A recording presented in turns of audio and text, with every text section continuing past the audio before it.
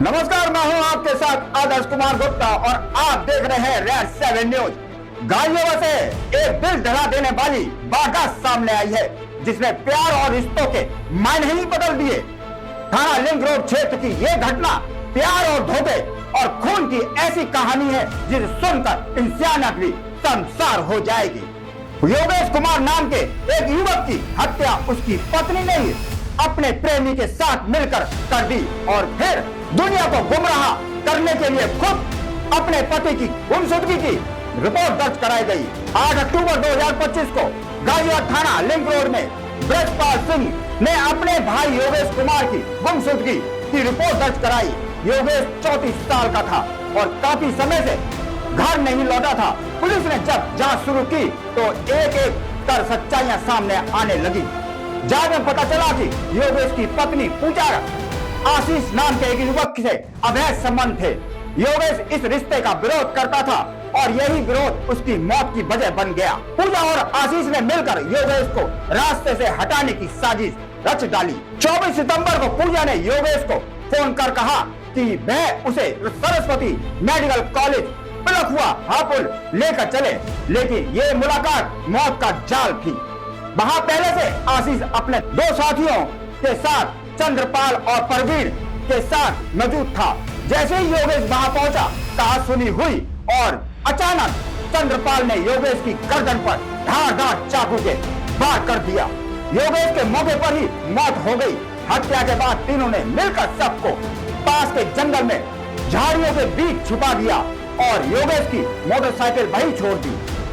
इसके बाद पूजा ने 2 अक्टूबर को थाने जाकर अपने पति को गुमशुदगी रिपोर्ट दर्ज कराई ताकि पुलिस को गुमराह किया जा सके।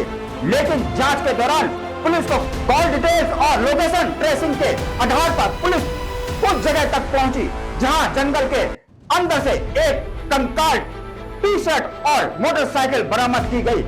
इन सब के आधार पर सबकी पहचान योगेश के रूप में की गई। पुलिस ने जब जांच तेज की तो पूरी साजिश का पर्दाफाश हो गया। 11 अक्टूबर की मुख्य आरोपी आशीष 27 वर्ष और पूजा 31 वर्ष को साहेबाद रेलवे ओवरब्रिज के पास से गिरफ्तार कर लिया गया। गिरफ्तारी के दौरान पुलिस को योगेश का मोबाइल फोन भी आशीष के पास से मिला। पूछताछ में दोनों ने अपना जुर्म कबूल कर लिया।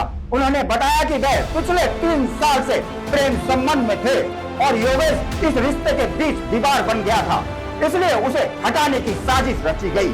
इस पूरे मामले में पुलिस ने दोनों आरोपियों के खिलाफ हत्या, साजिश और सबूत मिटाने की धाराओं के तहत केस दर्ज कर लिया है।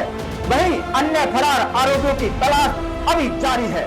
वादी है श्री ब्रजपाल जी, इनके द्वारा बताया गया कि इनका भाई है योगेश, जिसकी उम्र लगभग 34 वर्ष है और इसकी मृत्यु की सूचना इन्होंने दी थी। बाकायदा इन्होंने बताया कि इसमें इसकी पत्नी पूजा, इसका दोस्त आशीष और एक और व्यक्ति चंद्रपाल नाम का व्यक्ति इसमें इन्वॉल्व है।